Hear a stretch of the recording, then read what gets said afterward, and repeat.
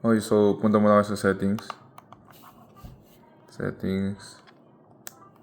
Tapos, yun, rendering resolution. Make sure na 1x PSP. Okay, pagkatapos, VSync, dapat naka-off. Frame skipping, gawin yung 1. Make sure naka number of frames siya.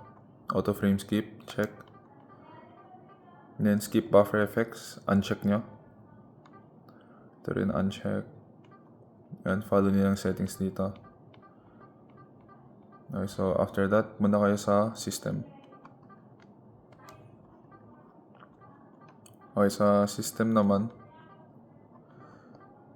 check nyo to. Ignore bad memory access. Yan. Tapos, yun, PSP CPU clock. Make sure, naka-auto siya. So, auto is 0.